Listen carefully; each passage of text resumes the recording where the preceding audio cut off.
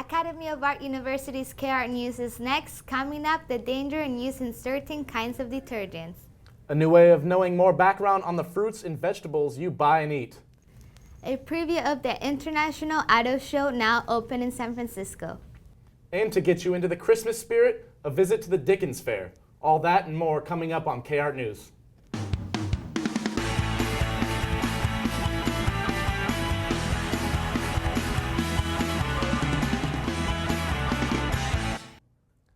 Good evening and happy Thanksgiving.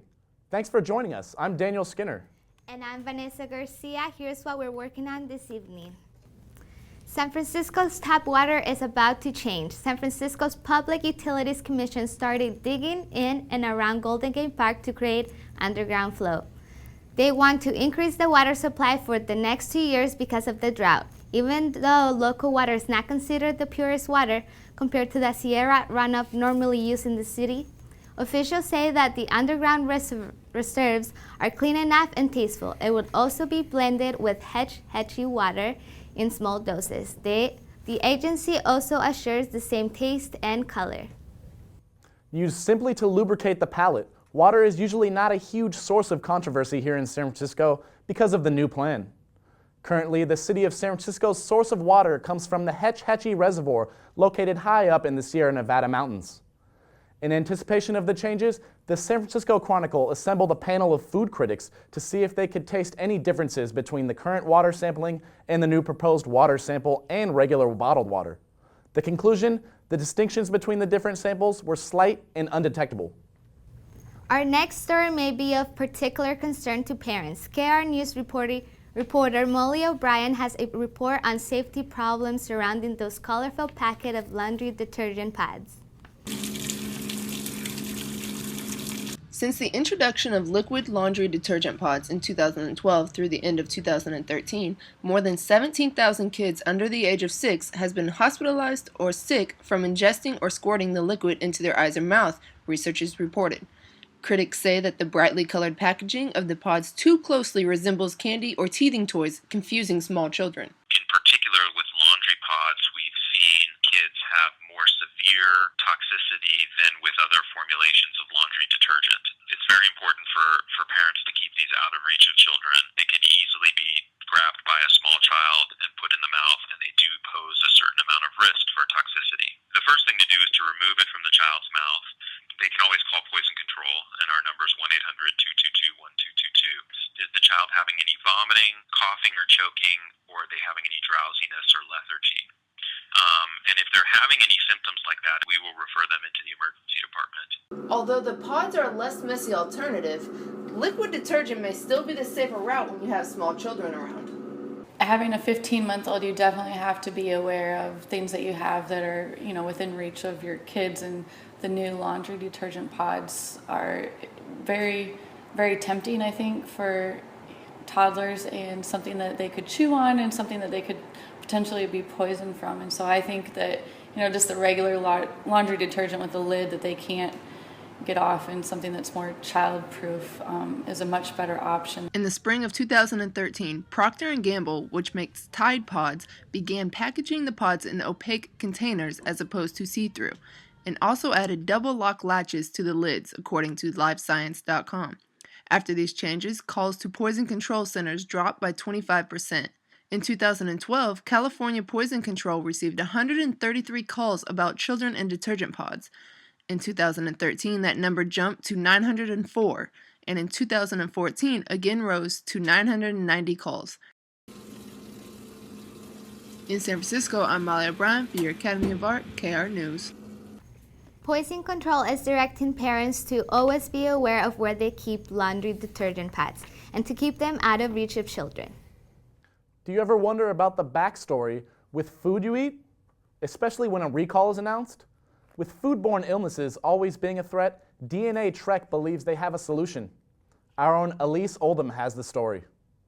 To prevent and contain outbreaks of foodborne illnesses, which sicken 1 in 6 Americans annually, a Bay Area startup is developing barcodes that go directly on fruits and vegetables, but you may overlook them because their DNA size.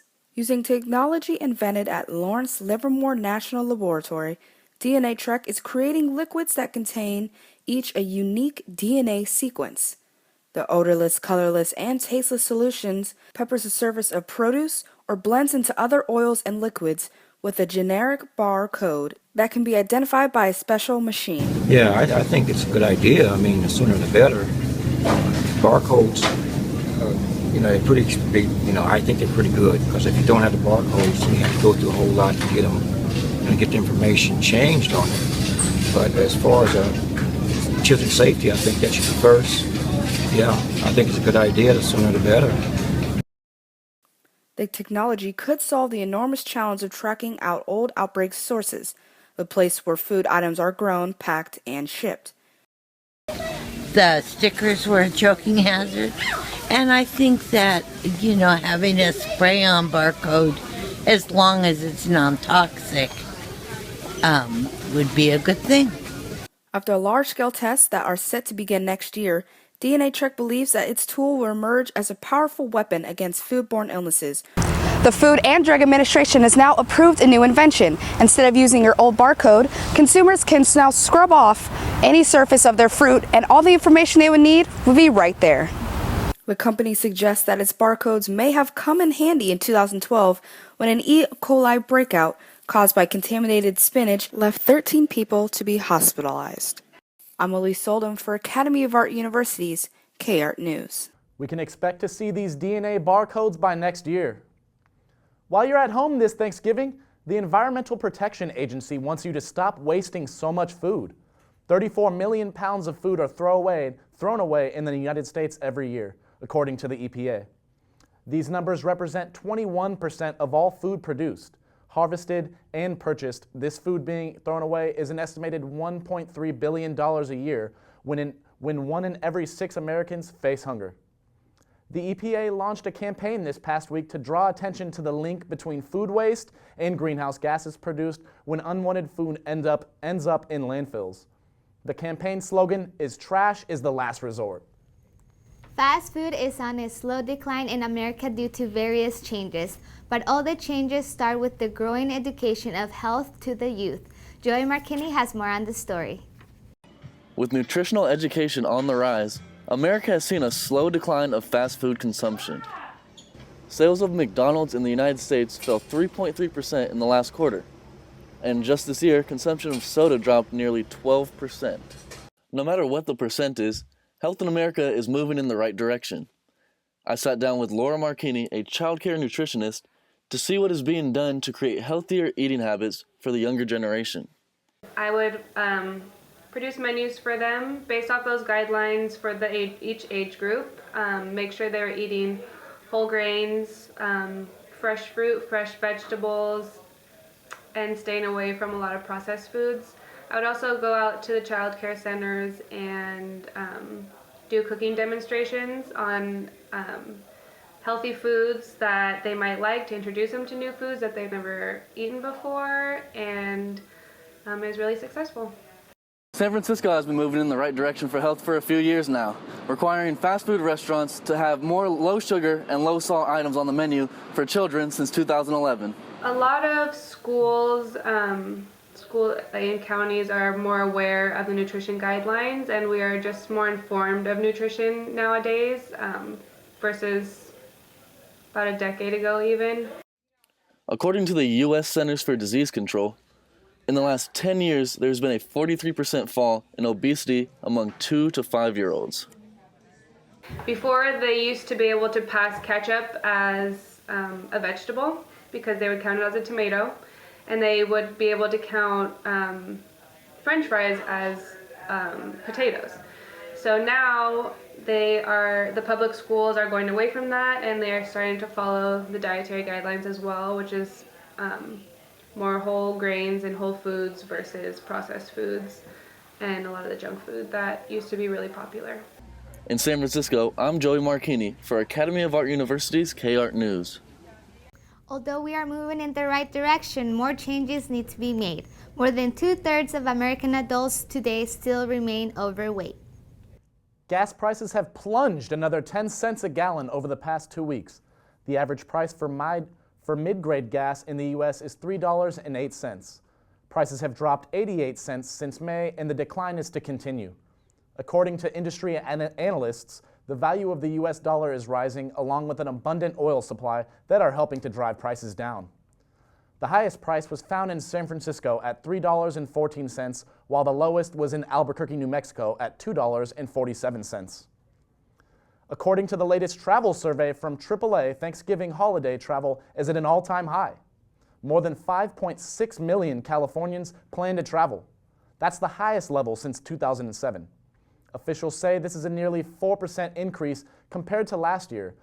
They base their predictions on an increase in consumer spending and post-recession travel trends.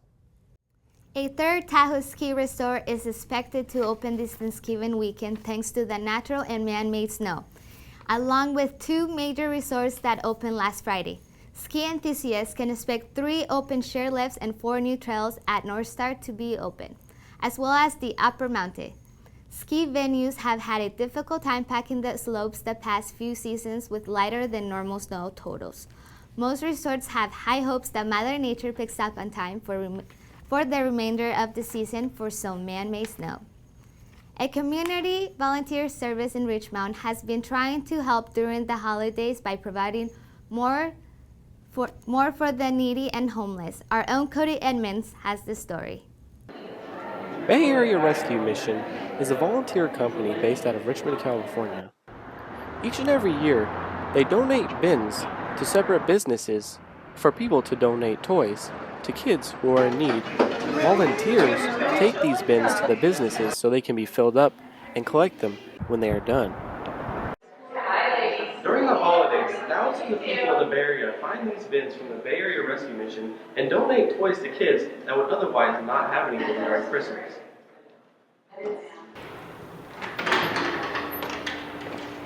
So I signed up to volunteer for Bay Area Rescue Mission by doing a toy drive, and they brought the bins over, Bay Area Rescue Mission did, and people would put the toys in the bins, and then Bay Area Rescue Mission would pick them up again. So I didn't really have to do much except for, organize it, and it was really awesome. Everybody was super nice, and we got a lot of toys donated, and it's just a really easy, fun way to give back to the community.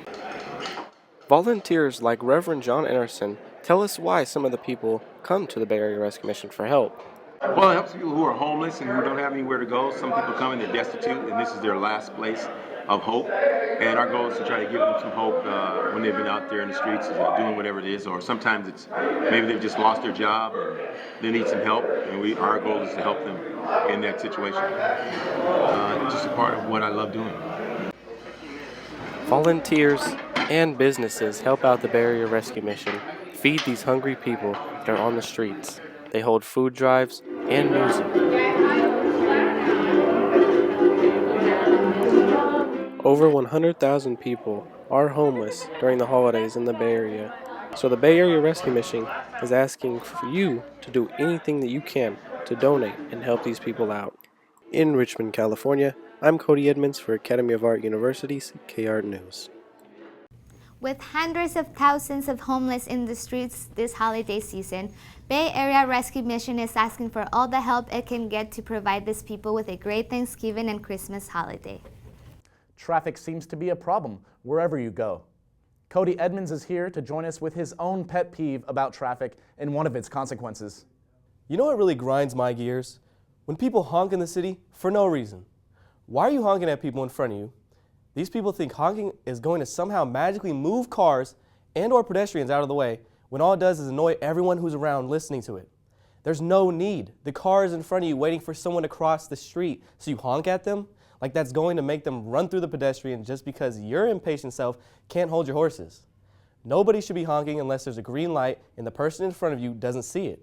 When you honk in such a confined city street, the sound bounces off the walls and echoes into everybody's ears very loudly. And nobody appreciates that. I think way too many people are honking in the city for no reason, and it's getting really annoying. At least, that's just my opinion. We now join Marshawn McMahon, who's with a former basketball player here at the Academy of Art, who has a bright and promising future. Good evening. Thanks for joining us. Today I'm here joined today by Rodrigo Mazda, former basketball player here at the Academy of Art, and fifth-year student. How are you doing, Rod? I'm doing great. How about you? I'm very good. So you graduate in spring 2015 Tell me about that. Like, how do you feel about graduating? Like I've been here 3 years, learning a lot of stuff, learning a lot of skills, and I'm really eager to start a new chapter in my life. So. Definitely. So what do you see yourself doing after you graduate? So I'm at the crossroads between going to play basketball overseas or staying here for a job. The easiest way for me would be to go play overseas because I already know some teams that want me, but at the same time, I really like the U.S. and I want to stay here to work. So when you go overseas, what country would you like to go to? Honestly, it doesn't really matter, but if I had to choose, I would say Spain because the championship is really, really good there. It's one of the best in Europe. But any team in Europe, I wouldn't like to go in a cold country like Russia or. So how has playing in the United States for here at Academy of Art University helped you and transformed your game so you can take it back overseas? When I first came in the U.S., I definitely wasn't prepared physically and mentally. What most people say is that European players that go in the NBA are a little soft, and so I had to hit the weight room and prepare myself mentally, and it was tough at the beginning, like running, because the NCAA, you run back and forth, and that's what I struggled the most with, and that's what I improved a lot. Okay, so throwing all the basketball stuff out the window, after basketball, what do you plan on seeing yourself doing? So if I choose the way of going overseas to play basketball, after I'm done, I want to start my business and using all the stuff that I learned here in multimedia because it's the way of the future. Everybody thinks electronically. I mean, technology, and so it would help me a lot over there to create the business. Right. And quick question. Favorite NBA basketball player that's from overseas and plays in the NBA right now? I would have to go with Daniel Gallinari because he's from Italy and he's 6'10", and he can shoot and he can drive. He can do it all. So that's definitely a player that I model myself with. Okay. Well, thank you for joining me in the studio today. Whatever you do in life, I hope it progresses and I hope you excel because I know you're looking upward. So thanks for joining us. Thank you for having me and Rod today in the studio. Back to you. Thanks very much, Marshawn. Now, Amanda Carmillo is here with AAU News. Thanks, Vanessa. Hello, and here's the latest in AAU News. The AAU collection of vintage cars will be shown at the San Francisco Chronicle 57th Annual International Auto Show. On display will be a maroon Tucker 48. Only 51 of these vehicles were manufactured, and AAU is the proud owner of the third produced. A Noir 1935 Duesenberg SJ convertible coupe will also be on display. A vehicle known to reach 135 miles per hour and once owned by William Randolph Hearst. A Pierce Arrow Silver Arrow, an ultra-rare Art Deco jewel that was debuted at the New York Auto Show in 1933. Only 3 remain of the 5 that were produced. These vehicles and more will be on display at the Moscone Center until November 29th. We will have more information about the event in a few. The work of 10 current and former AAU students' work shines on the pages of Creative Quarterly magazine, including Fred Carrero, a 2013 graphic design graduate, for his work on the Empire Vineyards packaging, Flora Cruel Benzel, a current online student, and her set of typographic cards based on Jane Austen's life and literature. Enrica Perti, a 2010 graphic design graduate, for rebranding Red Stripe beer and labels. To see these students and others' work, check out the Creative Quarterly issue 34 to 35. Do you or someone you know want to attend the Academy of Art University? AAU has open house events coming up. A day made of exploration, learning, and a look at what your future could hold. To find information on locations and dates, visit the calendar on academyart.edu. A quick reminder that campuses will be closed until November 30th, so plan projects accordingly. That's all for this segment of AAU News. Check back for more tomorrow. Thanks, Amanda. And just as she promised, a preview of the auto show provided by our own K-Art News reporter, Sophie Gallegos. Hello and welcome to San Francisco's 57th International Auto Show. I'm your host, Sophie Gallegos. Tonight, we'll show you the latest and the greatest, and so much more. All this coming right up. What is it about cars that makes us so passionate? One might say, simply admiring the automobile is enough. What do car shows mean to you? Car shows they're art exhibits. I think that automobiles that even are not the functional or what have you, they're works of art. They're beautiful beings. Could I drive it? No, I can't drive it, but I like to look at it. One of the many beautiful features of classic cars were their vibrant colors. It's something you don't normally see on the streets today. Although classic cars might have more vibrant colors, the newer cars could actually be your best accessory. This one here is a Chrysler 200S, and it goes for about $30,000. Folks can argue back and forth with new and classic models, but some cars just aren't made like they used to be. Elephant skin interior is not something you would see in new model cars today. But this one has the distinction of being an authentic elephant skin interior, something that would not be particularly fashionable or perhaps legal today. But back in the older days when this car was manufactured, that type of thing was available, but it was very rare to see anyone use it. In San Francisco, I'm Sophie Gallegos for Academy of Art University's K-Art News. The auto show is in town through Saturday, November 29th, when it will close at 9 p.m. It wouldn't be the holiday season without a little entertainment. Alexis Moore joins us with the latest. This week, the Hunger Games made a huge impact with audiences across America and at the box office. The third installment of the franchise and the first of a two-part finale, Hunger Games Mockingjay raked in $123 million in its opening weekend. It became the highest-grossing movie on its opening weekend in domestic markets this year so far. Transformers: Age of Extinction previously held the record and netted $100 million its opening weekend. Although it was a big weekend for the franchise, Mockingjay's opening box office numbers were well under the previous two Hunger Game movies. The original Hunger Games made $155 million in 2012, and Catching Fire made $161 million last year, respectively. Mockingjay Part 2 is set to open November 20th, 2015, and will return fan favorites Jennifer Lawrence as Katniss Everdeen and Josh Hutcherson as Peeta Mellark.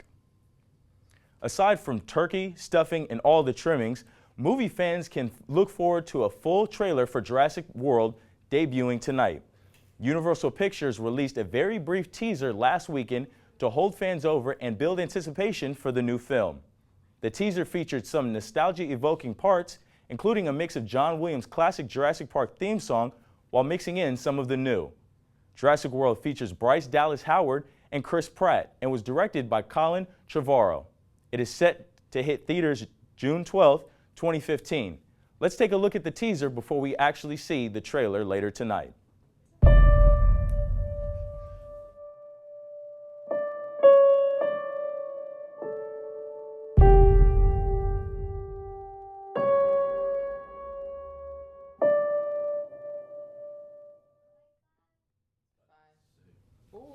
From the big screen to the studio, as Dreamville artist J. Cole announced last weekend that his new album, 2014 Forest Hills Drive, will be releasing on December 9th.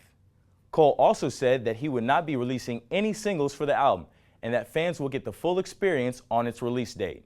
So far, he's been true to his word as no new tracks have been heard by the masses just yet.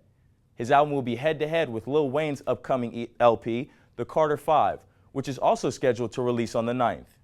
Cole recently put out a behind-the-scenes promo for the album. Let's check out a clip.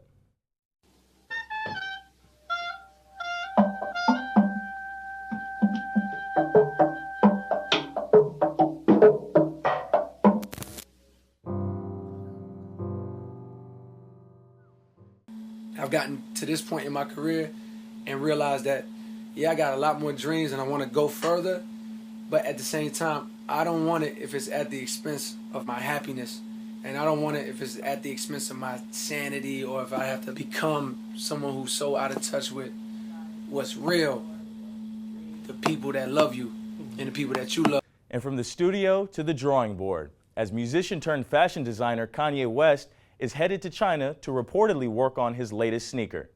The specifics about the Yeezy 3s have been under wraps for the most part, but a few photos have surfaced online of potential design schemes.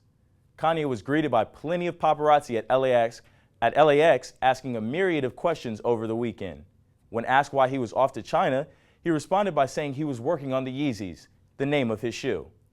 Whether for business reasons or inspiration, it's unclear why China was his destination to work on this latest model. Kanye has been under contract with Adidas after splitting last year with Nike. This will be the first Kanye-designed shoe for the three-stripe brand. Thanks, Alexis. Now back to Amanda Camarillo, who takes you to a Victorian holiday party that comes to San Francisco every year during December. Charles Dickens is an English writer who is best known for his novels about the Victorian period, his most notable being A Christmas Carol, which is about Christmas in Victorian-era Britain. This piece of work is a big inspiration for a San Francisco event called Dickens Fair. For the 5 weekends before Christmas, the San Francisco Cow Palace turns into a Victorian holiday party. Here you can wander the busy streets of London filled with many things to see. Shops with handmade goods such as candles, music halls with live performances, and dancing. Pubs and hundreds of costume performers who take their performances very seriously. I've been here since the beginning of the 19th century, something like that, my dear. Started by Red Barn Productions and the Patterson family, who started the Renaissance Pleasure Fair at Black Point in Marin, the Dickens Fair brings in many people for different reasons. Crafts are amazing, the people are amazing, everyone's just happy, there's something for everyone. So you can bring your grandmother, you can bring your baby, it's great, so we love it. And it's totally tech-free, which I love too, because it's really good to get away from all that and just unplug. Have something to say goodbye. It's almost like the promotion of Christmas. Oh. I like that. You walk in the front door, the first thing that hits you is cinnamon, warm almonds, and you just, it smells like Christmas. And then I see all these people in this Dickinson era, along with everything else that people can haul out of their closets because they want to be fancy. And it's Dickinson free-for-all. If you're in need for some holiday cheer, then the Dickens Fair might be the place for you. In San Francisco, I'm Amanda Camarillo for Academy of Art University's K-Art News. For more information on dates of Dickens Fair, you can visit dickensfair.com. That's it for this edition of Academy of Art University's K-Art News. For everyone here, thanks for joining us. I'm Vanessa Garcia. And I'm Daniel Skinner. Happy Thanksgiving and have a great evening. See you back here tomorrow night.